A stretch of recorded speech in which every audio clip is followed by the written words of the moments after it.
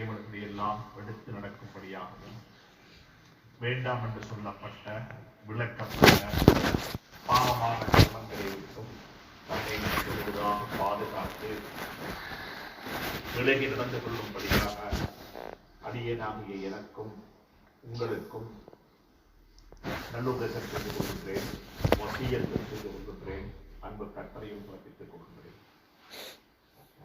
அன்புக்குரிய நண்பர்களே, சகோதரர்களே, அல்லாஹ் சுப்ஹானஹு வ தஆலாவுடைய படைப்பினங்களில் மனிதனை அல்லாஹ் வித்தியாசமான ஒரு மேலான படைப்பாக படைத்திருக்கிறார்.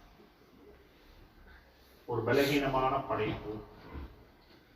ஏனைய படைப்பினங்களுடன் ஒப்பிட்டு பார்க்கும் பொழுது நாங்கள் மிக பலகீனமானவர்கள்.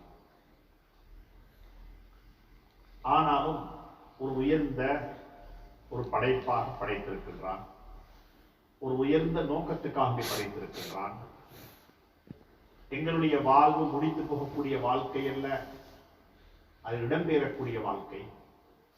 ஆலமுல் அர்வாஹிலிருந்து தாயினுடைய கருவறையில் வாழ்ந்து பூமியினுடைய கருவறையில் வாழ்ந்து கொண்டிருக்கின்றோம். வாழ்க்கையை முடித்துக் கொண்டு அவருடைய வாழ்க்கை என்று சொல்லி வாழ்க்கை தொடர்ந்து கொண்டே இருக்கும். இப்படிப்பட்ட ஒரு படைப்பினமாகத்தான் அல்லாஹ் சுப்ஹானஹு வ தஆலா மனித படைப்பை படைத்திருக்கிறார். ஒரு மனிதனை எடுத்து பார்க்கும் பொழுது அவனுக்கு கண்ணியத்தையும் மரியாதையையும் சமூக அங்கீகாரத்தையும் எடுத்துக் கொடுக்கக்கூடியது எதுவாக இருக்கிறது சொன்னால் அவனை இருக்கக்கூடிய பல விடயங்கள் அவனுக்கு கௌரவத்தையும் கண்ணியத்தையும் மரியாதையையும் சமூக செல்வாக்கையும் தேடிக் கொடுக்கும்.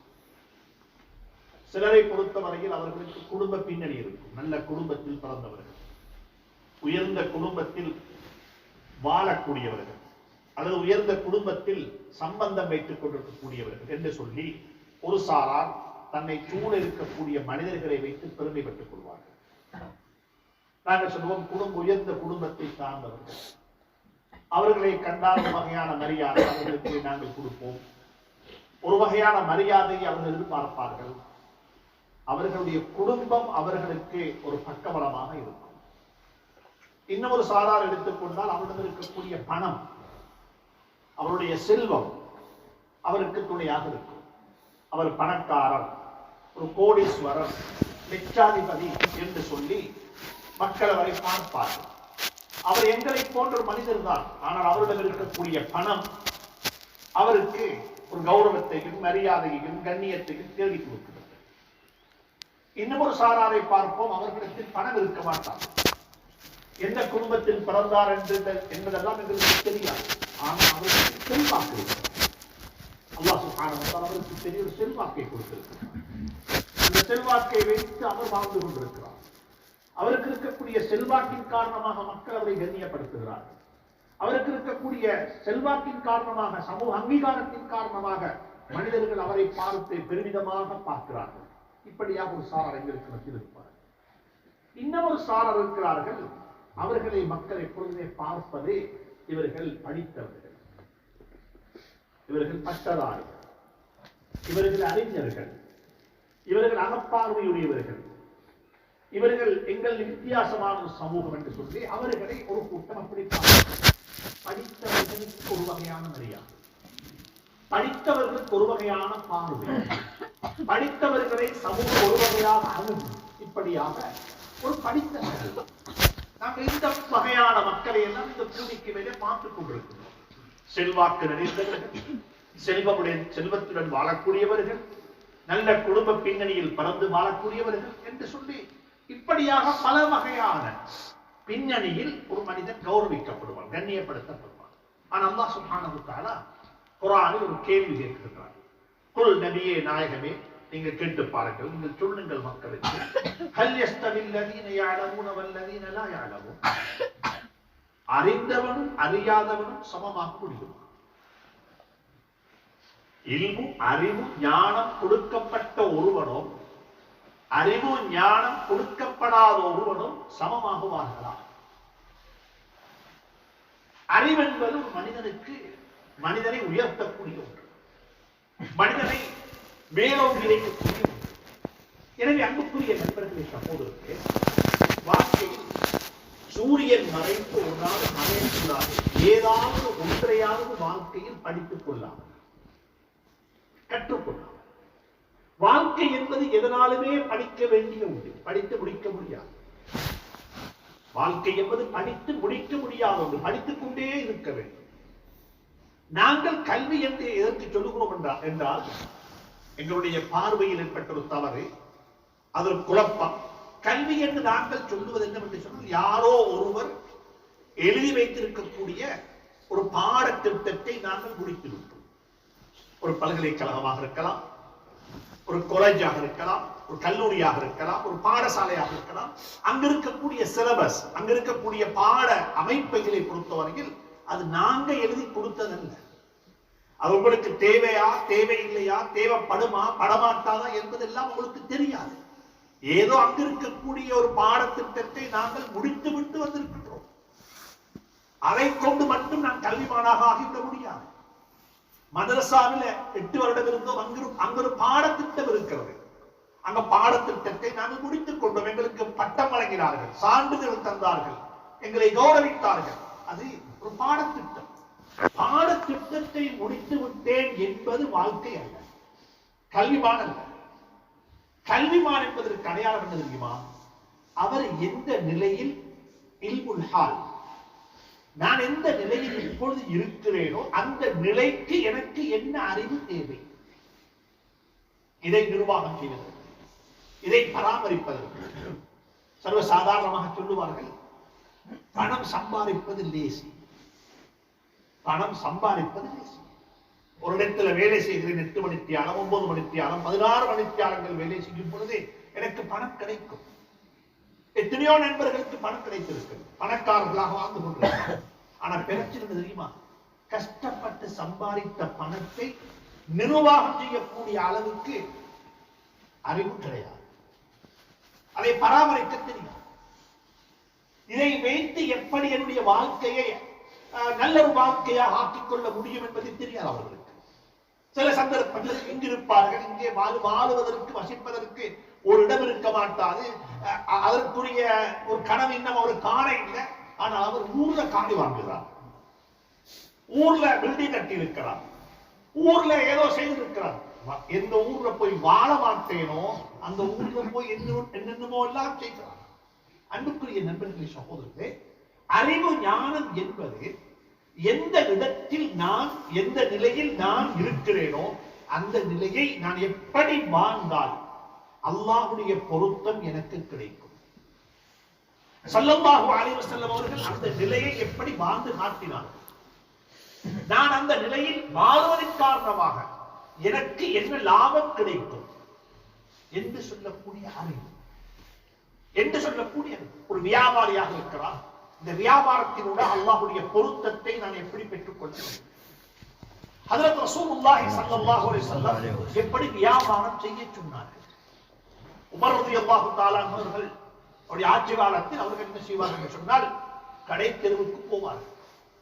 இந்த காலத்துல திடீரென்று சொல்லி இன்கம் டாக்ஸ் வரி அறவிடக்கூடிய நிறுவனத்தினூடாக, அரசாங்க நிறுவனத்தினூடாக வந்து கடைகளுக்கு வந்து, நீங்க வரி கட்டிருக்கிறீர்களா, உங்களோட கடையில வேலை செய்யக்கூடிய எல்லாருக்குமே ஒர்க் பெர்மிட் இருக்கிறதா, வேலை செய்வதற்கான அனுமதி இருக்கிறதா, விசா இல்லாத யாருக்காவது நீங்க வேலை கொடுத்திருக்கிறீங்களா என்று சொல்லி திடீரென்று சொல்லி வந்து கடைக்குள்ள பாஞ்சி, கடைக்குள்ள வந்து அவர்கள் உங்களை விசாரிப்பார்கள்.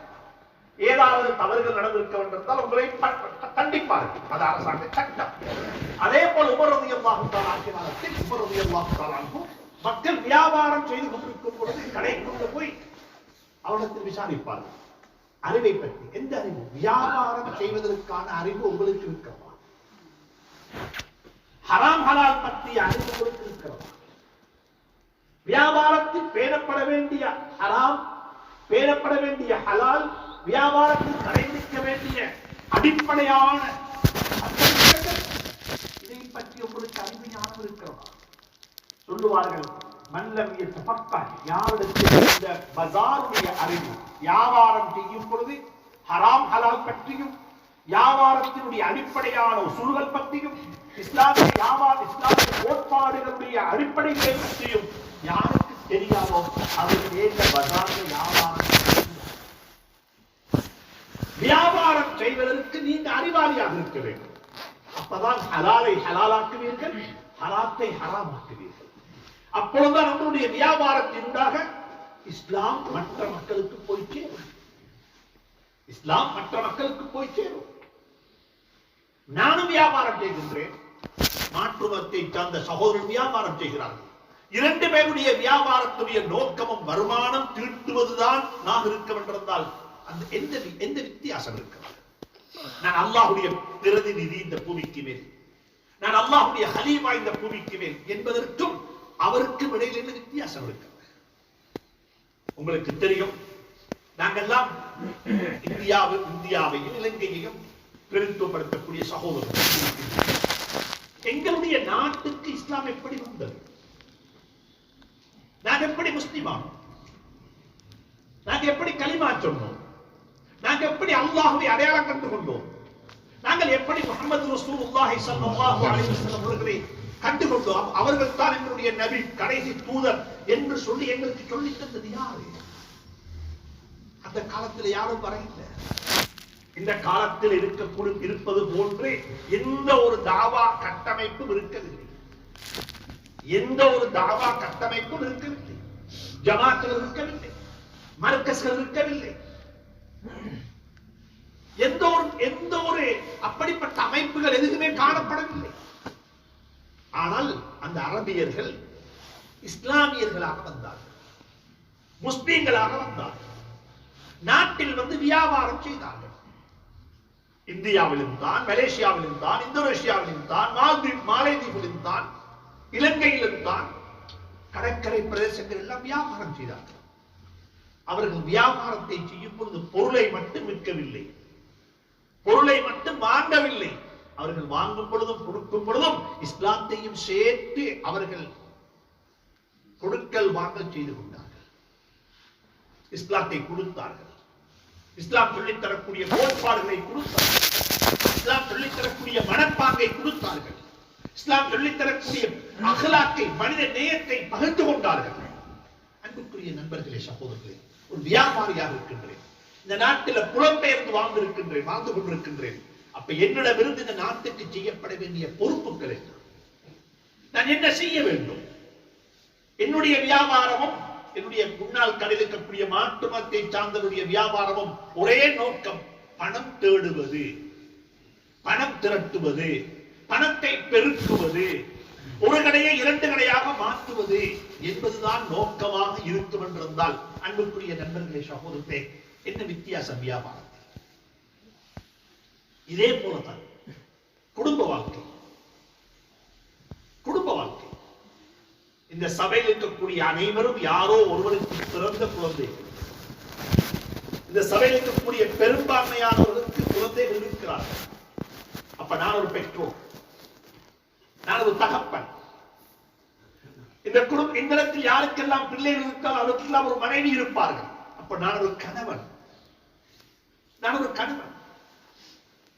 எனக்கு பெற்றோர்கள் இருப்பார்கள் என்றால் நிச்சயமாக எனக்கு சகோதரர்கள் இருப்பார்கள். பெரும்பாலும் எனக்கு சகோதரர்கள் இருப்பார்கள். சகோதரர்கள் எப்படி நான் வாழ வேண்டும்?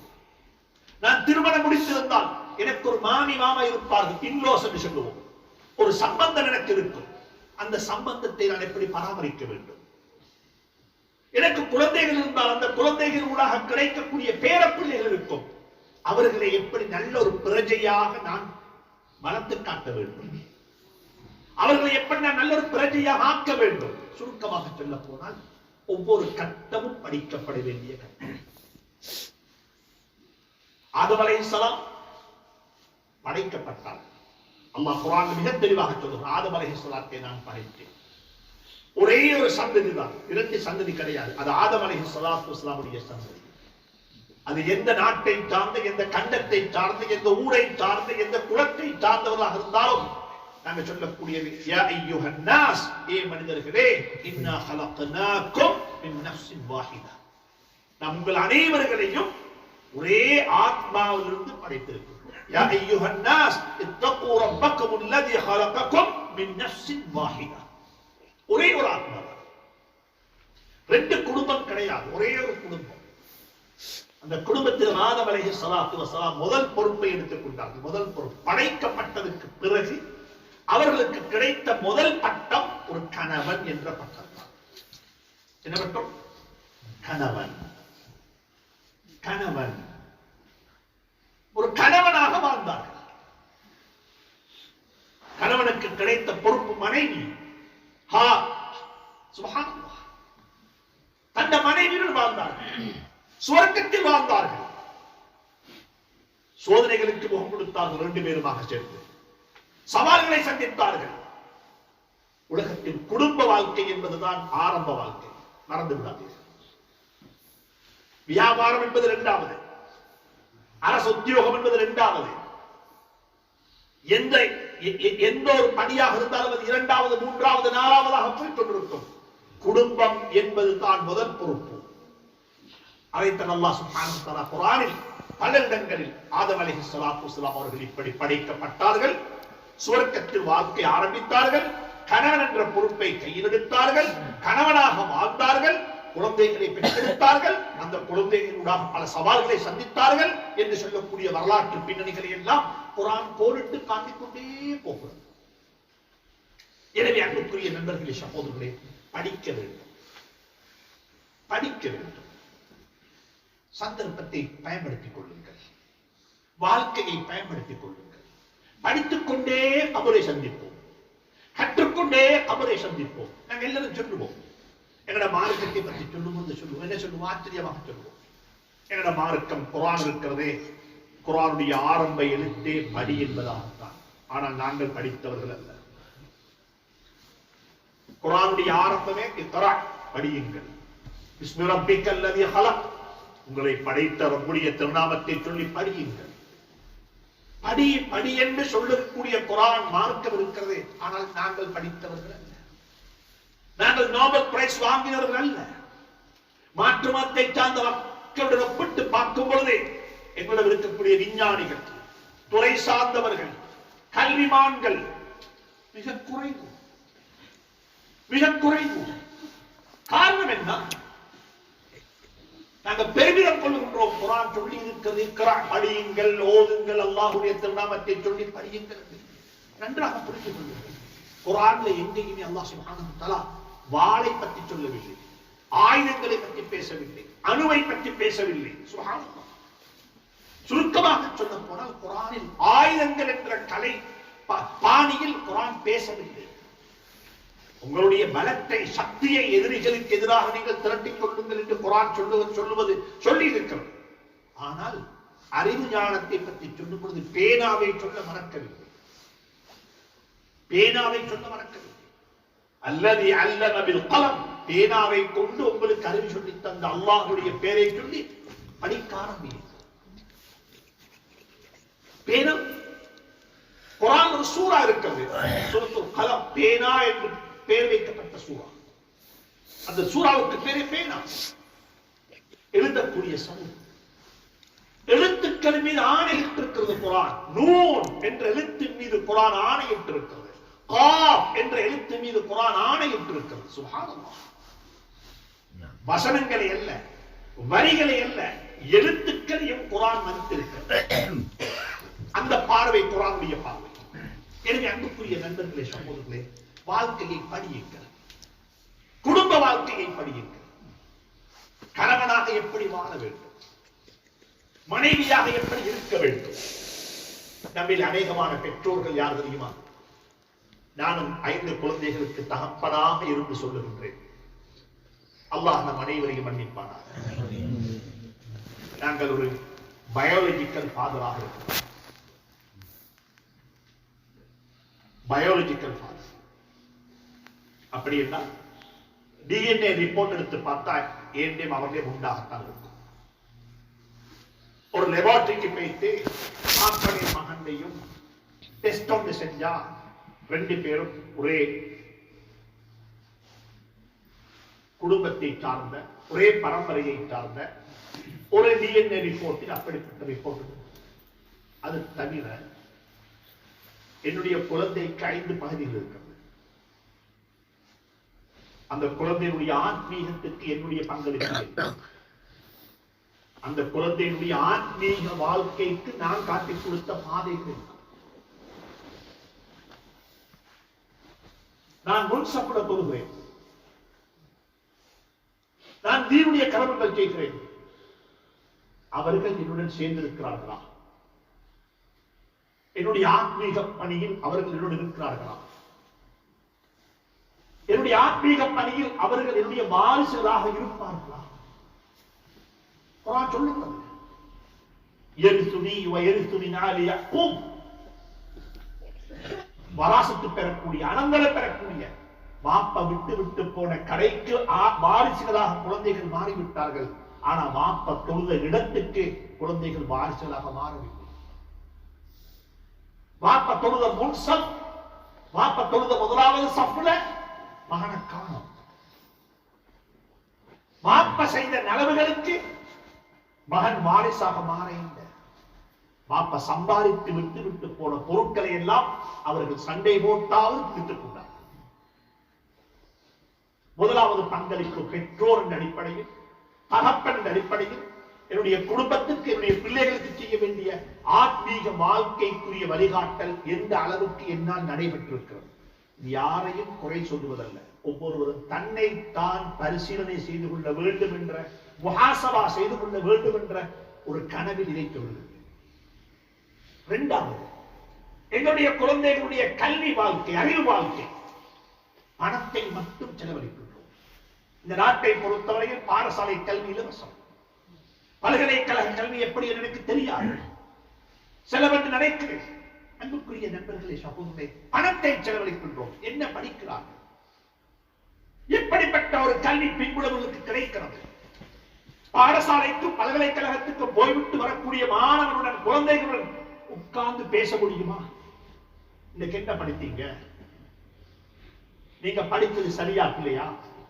என்னத்தைய படித்தாலும் நாங்க ஒரு முஸ்லீம், எங்களுக்கு ஒரு வாழ்க்கை இருக்கிறது. இந்த நாட்டில் விட பகுப்பளவில் இருக்கக்கூடிய மாணவர்களை போல உங்களுக்கு வாழ முடியாது. அவர்களை நாங்கள் நெறிப்படுத்தி இருக்கின்றோமா? அவருடைய கல்வி. மூணாவது, அவருடைய தொழில். நாலாவது, அவர்களுடைய ஹெல்த். அஞ்சாவது, அவருடைய உணர்வுகள்.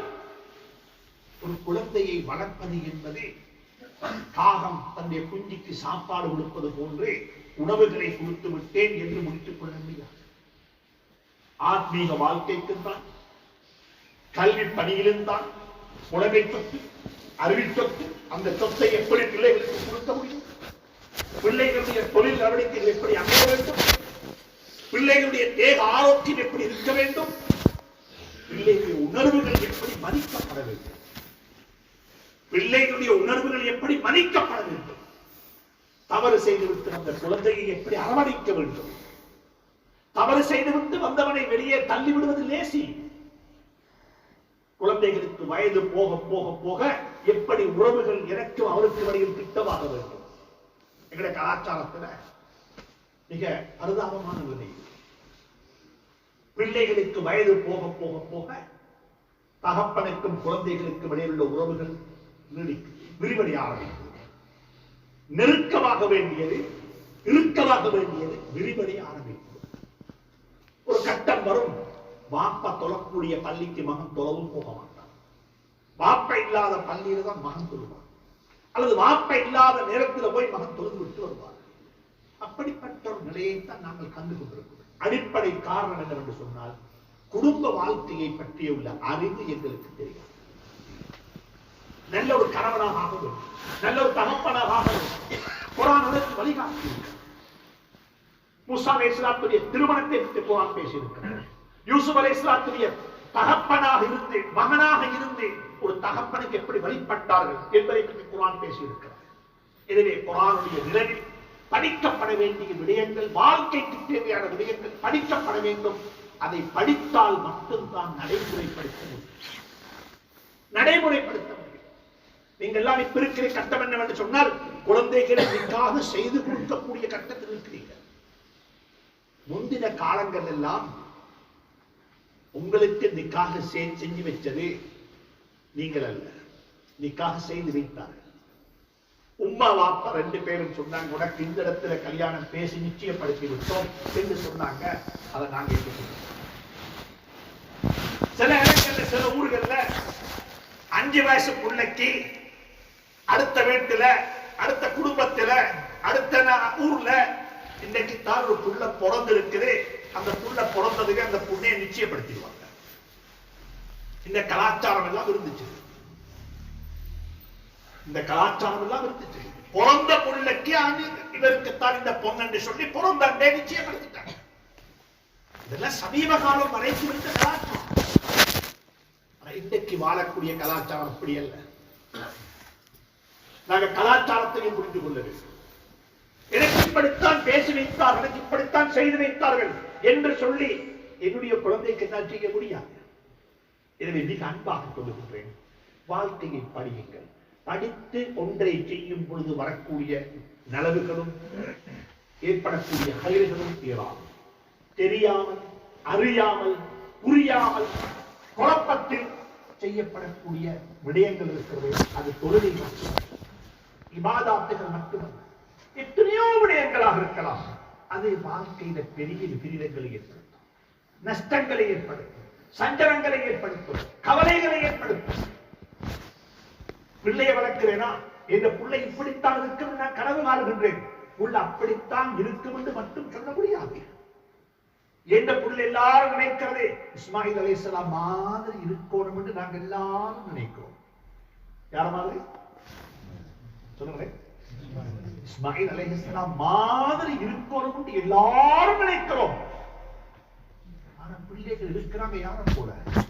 நூஹ் நபியுடைய மகனை போல.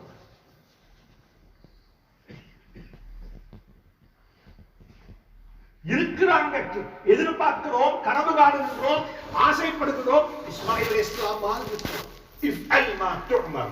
மாப்ப சொன்னார், மகனே அல்லாஹ் கனவு சொன்னான், கனவுல சொன்ன உடனே அடுத்த குர்பான் செய்யும்படியாக. அவர் சொன்னார், என்ன சொன்னாரு?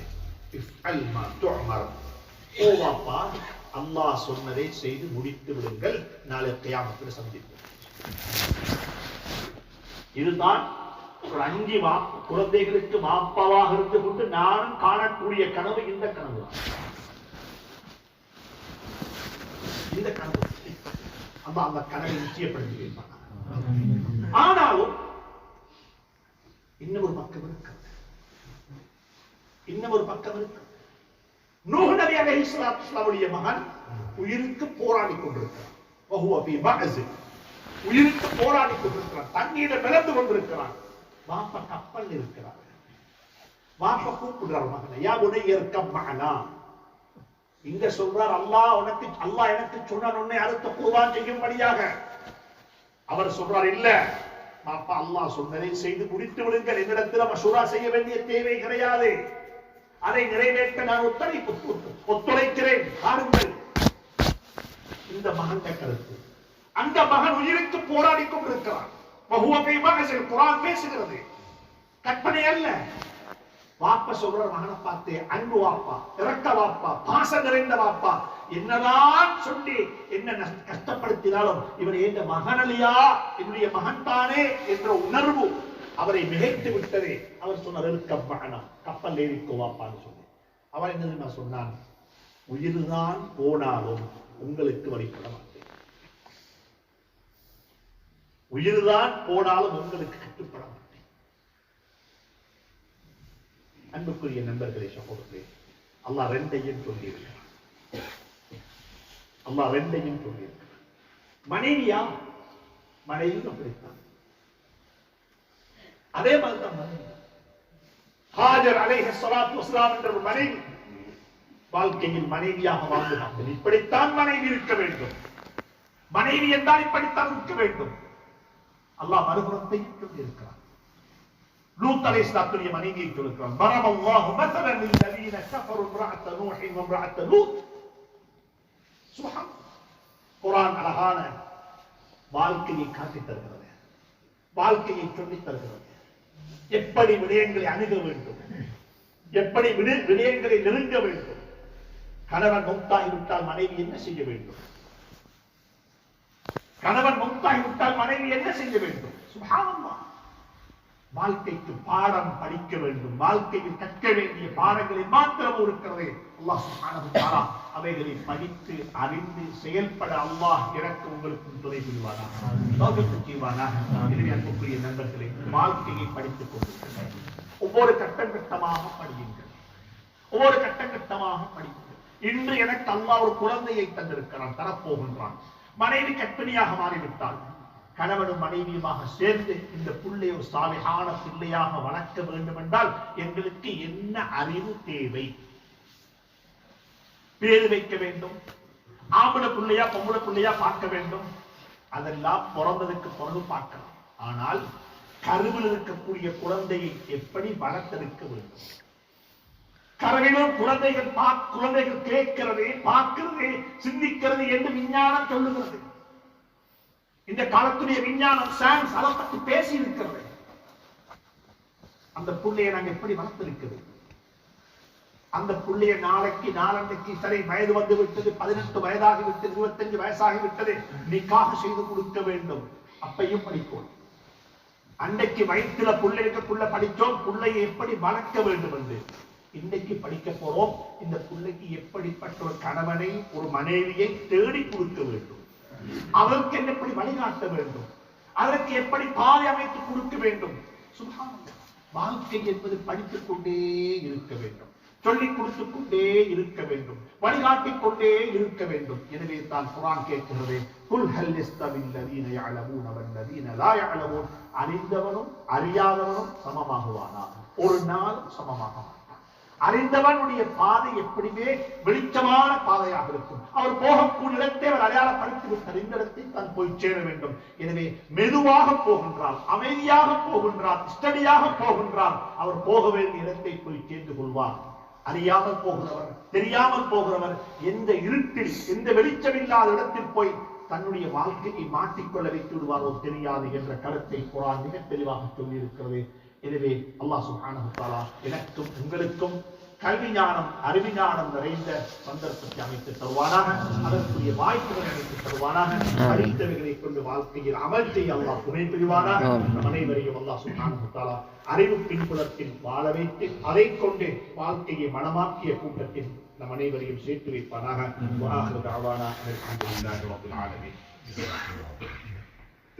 أشهد أن لا إله إلا الله وحده لا شريك له وأشهد أن سيدنا ونبينا وحبيبنا وشفيعنا ومولانا محمدا عبده ورسوله صلى الله عليه وعلى آله وصحبه وسلم. اللهم صل على محمد وعلى آل سيدنا محمد كما صليت على إبراهيم وعلى آل إبراهيم وبارك على محمد وعلى آل محمد كما باركت على إبراهيم وعلى آل إبراهيم إنك حميد مجيد. عباد الله، أوصيكم وإياي بنفسي بتقوى الله. وحدوا الله تعالى فإن التوحيد رأس الطاعات، واتقوا الله تعالى فإن التقوى ملاك الحسنات. وقد قال الله تبارك وتعالى، وقد قال النبي صلى الله عليه وسلم: ألا إن أخوف ما أخاف عليكم شيئان، طول الأمر واتباع الهوى. فأما طول الأمر فيبعد عن الآخرة، واتباع الهوى فيبعد عن الحق. ألا وإن الدنيا قد ترحلت مدبرا، وإن الآخرة قد ترحلت مقبلا. ولهما بنون، فكونوا من أبناء الآخرة ولا تكونوا من أبناء الدنيا. فإن اليوم عمل بلا حساب، وغدا حساب بلا عمل. وفقني الله تعالى وإياكم لما يحب ويرضى من القول والفعل والنية والهدي والهدى برحمتك يا أرحم الراحمين. وقد قال الله تبارك وتعالى بعد أعوذ بالله من الشيطان الرجيم: بسم الله الرحمن الرحيم. اقرأ باسم ربك الذي خلق، خلق الإنسان من علق. اقرأ باسم ربك الذي خلق، خلق الإنسان من علق. أقول قولي هذا، أستغفر الله لي ولكم ولسائر المسلمين واستغفروه إنه هو الغفور الرحيم.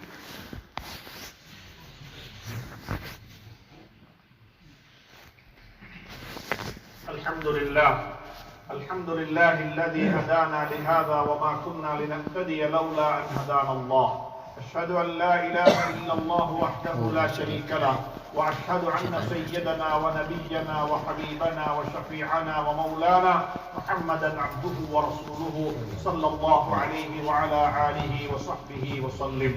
عباد الله، أوصيكم وإياي بنفسي بتقوى الله. وحدوا الله تعالى فإن التوحيد رأس الطاعات، واتقوا الله تعالى فإن التقوى ملاك الحسنات. واعتصموا بحبل الله جميعا ولا تفرقوا، فإن يد الله مع الجماعة، ومن شد عن الجماعة شد في الشقر. وعليكم باتباع السنة واجتناب البدعة، فإن السنة تهدي إلى العطاء، ومن يطع الله ورسوله فقد فاز فوزا عظيما. وقد قال الله تبارك وتعالى في حق نبيه صلى الله عليه وسلم: إن الله وملائكته يصلون على النبي يا أيها الذين آمنوا صلوا عليه وسلموا تسليما. اللهم صل على محمد وعلى آل سيدنا محمد كما صليت على إبراهيم وعلى آل إبراهيم، وبارك على محمد وعلى آل محمد كما باركت على إبراهيم وعلى آل إبراهيم إنك حميد مجيد. وقد قال النبي صلى الله عليه وسلم: ألا إن أخوف ما أخاف عليكم أرحم أمتي بأمتي أبو بكر الصديق، وأشدهم في أمر الله عمر بن الخطاب، وأصدقهم حياء عثمان بن عفان، وأقضاهم علي بن أبي طالب، والحسن والحسين سيدا شباب أهل الجنة، وفاطمة سيد أهل الجنة، وحمزة أسد الله وأسد رسوله صلى الله عليه وسلم. اللهم اغفر عباس وولده مغفرة ظاهرة وباطنة لا تغادر ذنبا، وارض اللهم عنا معهم برحمتك يا أرحم الراحمين. اللهم اغفر للمؤمنين والمؤمنات والمسلمين والمسلمات. اللهم اعز الإسلام والمسلمين وأذل الشرك والمشركين. اللهم ارحمنا بترك المعاصي أبدا ما أبقيتنا، وارحمنا أن نتكلف ما لا يعنينا، وارزقنا حسن النظر فيما يرضيك عنا. ربنا هب لنا من أزواجنا وذرياتنا قرة أعين واجعلنا للمتقين إماما. وصلى الله تعالى وسلم على النبي الأمي وآله وصحبه وسلم، والحمد لله رب العالمين. جزاك الله خير.